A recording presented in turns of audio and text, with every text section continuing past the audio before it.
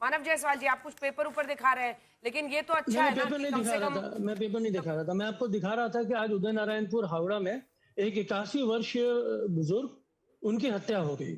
चुनाव आयोग ने उसका क्लैरिफिकेशन दिया हुआ है। हमने अपने अलग तरीके से उसका क्लैरिफिकेशन लिया है। चुनाव आयोग की तरफ से क्लैरिफिकेशन आया है कि उनकी तबीयत खराब हो गई, वो गिर गए, उनके बेटे उनके साथ में थे, वहां अस्पताल में उनको ले जाया गया और उसके बाद पहुंचने के पहले ही उनको मृत घोषित कर दिया गया था।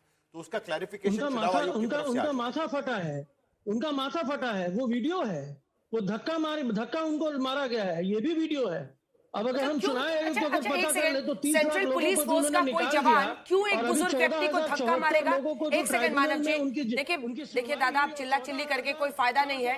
सेंट्रल आर्म्ड पुलिस फोर्सेस के हमारे जो सैनिक हैं वो किसी बुजुर्ग व्यक्ति को बिना वजह का जाके ऐसे ढकेल के मार रहे हैं, आप ये बता रहे हैं? थोड़ा तो सोच के बोलिए, क्यों मारेंगे?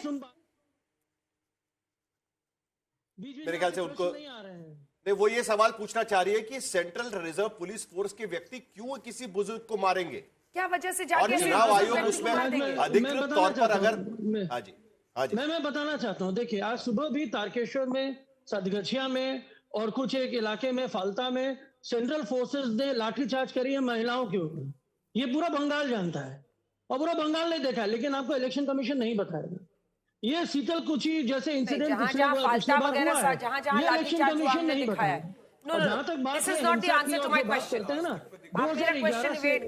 फाल्ता में जो हुआ वो भी दिखाया गया है। उसके बाद बीजेपी की जो कैंडिडेट है वो जब गई थी, आप एक स्पेसिफिक चीज है जो फोटो शाम से दिखा रहे हैं आपके जितने भी प्रवक्ता आ रहे हैं, ड्यू रिस्पेक्ट और सारा हम सब की संवेदनाएं उस परिवार के साथ है कि कोई वोटिंग के लिए जाए और उसके साथ ऐसा ही घटना हो जाए, वो बिल्कुल गलत है।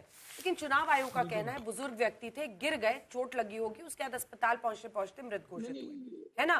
हमारे सेंट्रल आर्म्ड पुलिस फोर्सेस का कोई भी जवान क्यों किसी बुजुर्ग आदमी को जाके मारेगा? वो तो लोगों की मदद कर करके वोटिंग करा रहे हैं। मैडम वजह बताइए। सेंट्रल फोर्सेस नहीं करा रहे, उनको करवाया जा रहा है, उनके हाथ बांध दिए गए हैं, उन्होंने महिलाओं के ऊपर लाठीचार्ज किया है और चुनाव झूठे हैं, झूठ बोलते हैं।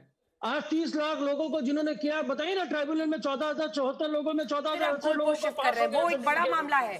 27 लाख वो केसेस जो है वो एजुकेशन में है, वो रेलेवेंट इशू है। ये भी बंगाली है, ये भी भारतीय हैं, इनको भी सुधांशु जी जवाब। हाँ तो बिल्कुल ये रेलेवेंट क्वेश्चन। सुधांशु जी जवाब दीजिए। चलिए सुधांशु जी कुछ कहना चाह रहे हैं जी। नहीं, एक चीज मैं और बोलना चाहता था जी। 2011 से लेकर 2024 तक पहली बात वापस बढ़ा है। मानव जी को तिनके की ओट में पहाड़ नहीं छुपाना चाहिए। ये सवाल तो है ना सुधांशु जी की 27 लाख लोग वोट ठहरे दादा। जो हम जीते थे निजीर सोमोए बोलो। ठीक है सुधांशु जी, सुधांशु जी शोना যাচ্ছে না, এক बार केटे যাচ্ছে मैडम। हाँ, ये बराबर सुनाई दिया।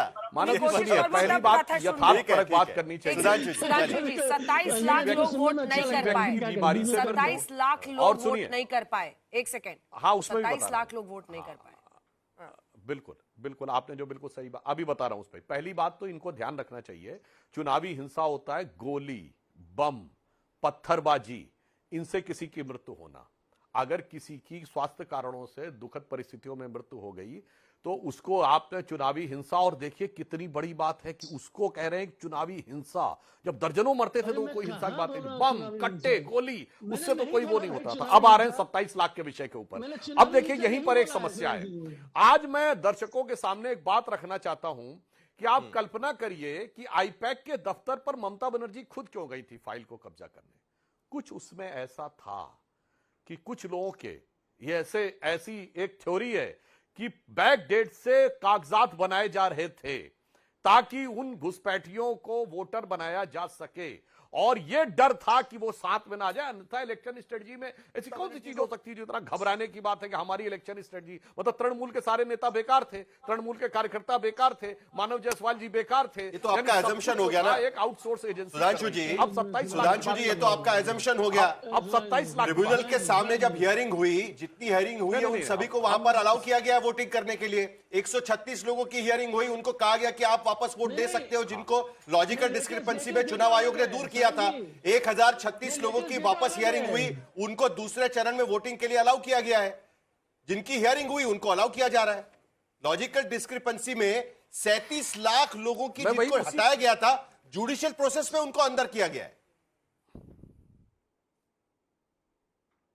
मैं उसी पॉइंट पे आ रहा हूं। देखिए, पहली बात तो मैंने ये कही कि जिस ढंग के कार्य किए गए, ये अपने आप में बहुत संदेह पैदा करता है, क्योंकि भारत के इतिहास में पहली बार ऐसा हुआ कोई मुख्यमंत्री पर्सनली किसी प्राइवेट कंपनी के डाटा को बचाने के लिए। अब आइए इसके ऊपर देखिए, चुनाव आयोग ने और न्यायालय ने, चुनाव आयोग और न्यायालय ने इस विषय के ऊपर पूरी तरीके से तर्कसंगत काम किया। उन्होंने कहा भाई जिनके पास किसी भी प्रकार का डॉक्यूमेंट है, अगर वो सामने रख रहे हैं तो उनको अनुमति दी गई। अब यदि कोई वैलिड डॉक्यूमेंट नहीं रख पा रहा है या वो सामने ही नहीं आ रहा है, वो प्रकट ही नहीं हो रहा है, तब तो फिर अपने आप में वकालत करने वालों की जो नियत है वो संदेह के घेरे में आ जाती है। नहीं, मैं देखिए साहिल जी कैसे बाईपास कर गए, कैसे बाईपास कर गए, यही तकलीफ है हमको। इतना अच्छा बोलते हैं, अरे सच बोलिए ना, भारत आपको सुन रहा है, देश सुन रहा है, बोलिए ना। बड़ी खबर इस वक्त की 92% पार कर गया है वोटिंग परसेंटेज। दूसरे चरण में भी 92%, पहले चरण में 93.23% मुझे लगता है हुआ था, और इस बार 92% पार। बम्पर वोटिंग निकला बंगाल, वोट डालने, मताधिकार का प्रयोग करने, मतदान लोकतंत्र में सबसे बड़ा पर्व।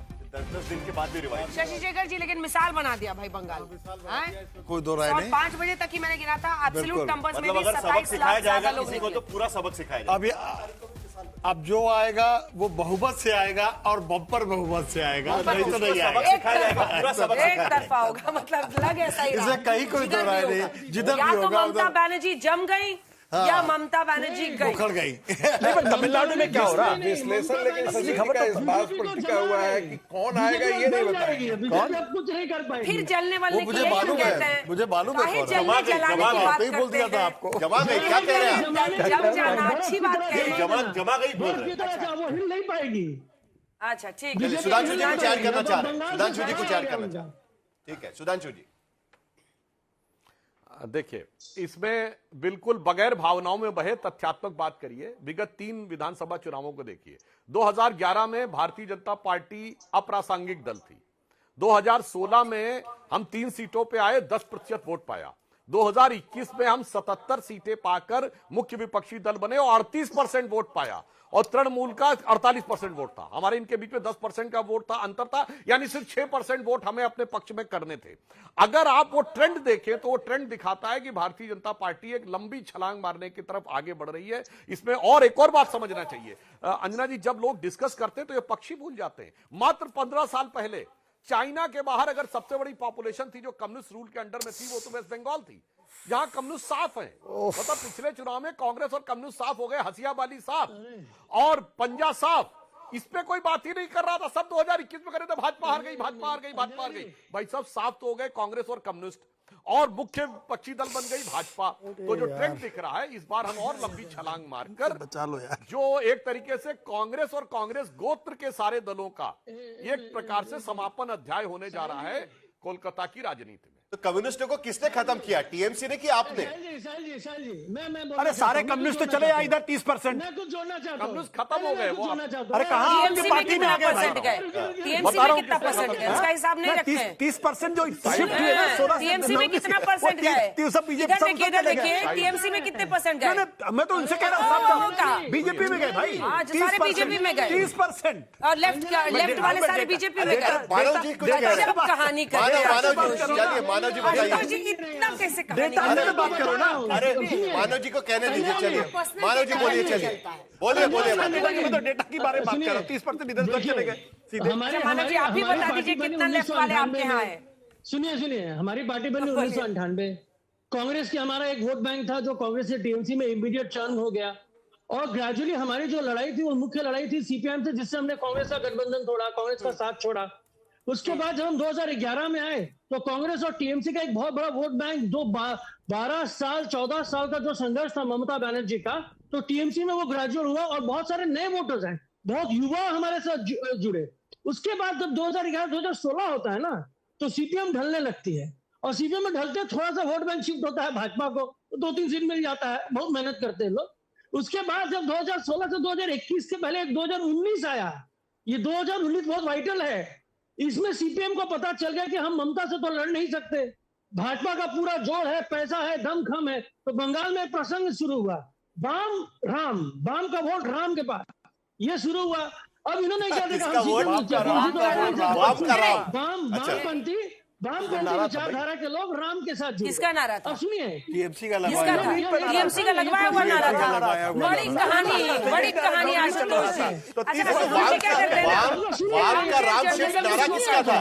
अपने हिसाब से जो नारा किसका था? आप ही का तो नारा था। ऑब्वियसली टीएमसी का नारा टीएमसी का नारा था ना। सुधांशु जी जवाब दीजिए, रिस्पॉन्ड टू दैट।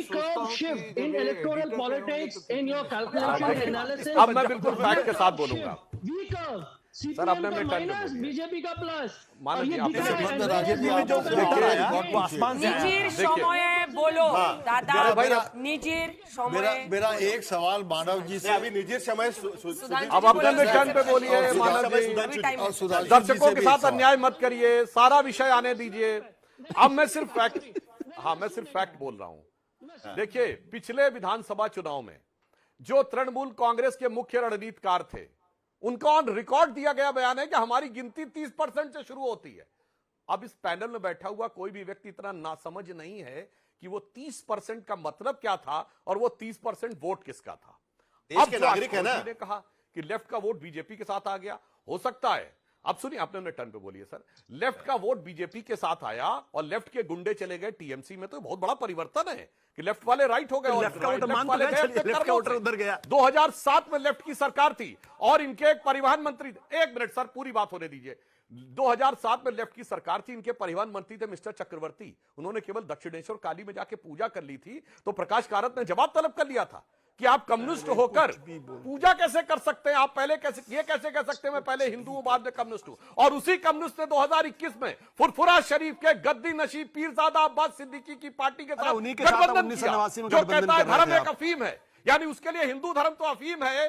और फुरफुरा शरीफ के गद्दी नशीब में बहुत अजीम शख्सियत दिखाई पड़ रही थी। इन कर्मों की गति की वजह से लेफ्ट डूबा निजीर समय और इस बोलो वजह दादा। से कांग्रेस अपने कर्मों से डूबी, लेफ्ट अपने कर्मों से डूबा, अब तृणमूल अपने कर्मों से 4 तारीख को भी इस्तेमाल हो सकता है। ये अच्छा तब तक सेंटेंस है। 3-4 लाइन और सीख लूंगी। हाँ, सीख लेंगे।